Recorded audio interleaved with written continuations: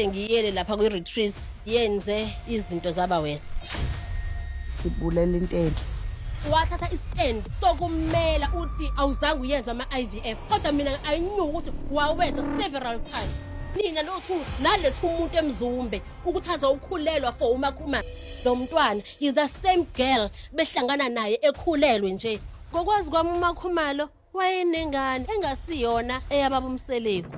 Hi besties, welcome back to my YouTube channel. Please like, share, and don't forget to subscribe. Guys, buyani ngapha.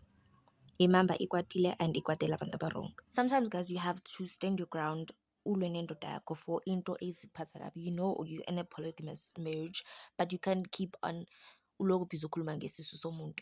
At first, ngingathi kuphuma a trailer.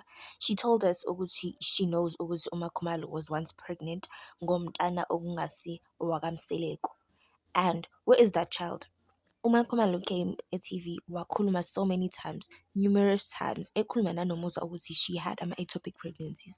Does she even know ukuthi uMakhumalo had ama-ectopic pregnancies? Does she even know ukuthi yena uMakhumalo nomusa bakhulumani?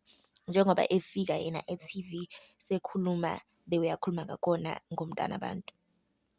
We know uMakhumalo is not perfect and uMakhumalo has done ama-wrongs wakhe, but it is wrong for uMacele ukuthi eze e-TV ekhulume the way akhuluma ngakhona.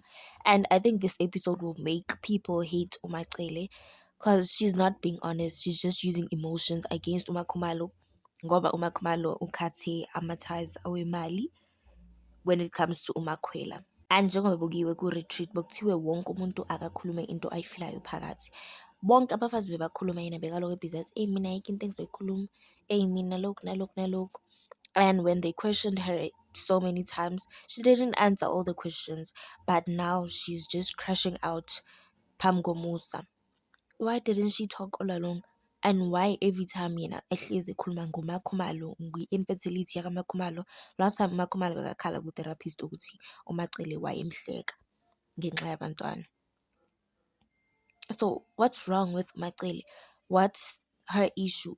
Oh, number one, ngisho, she must lead by example. If ever she wants abafazi laba bamthande, even if abamthandi or whatever, but she must lead by example. She must not always crash out ngabanye abafazi. And abakhuluma nokukhuluma nangaye. Bakhuluma ngeyinkinga zabo kuphela. Hey guys, kule episode lena nje, I feel like there's a lot nje kamsile kabelo webhizi besitshela kona. And it is all centered around uMakhumalo when it comes to uMacele noMusa. Because tell me why uMacele did not allow uMusa ukuthi go ahead with i-IVF, and why she's concerned ukuthi uMusa noMakhumalo did i-IVF eceleni. They even called a person. Hey Macele, guys, what are your thoughts on this? Hey, this episode is painful.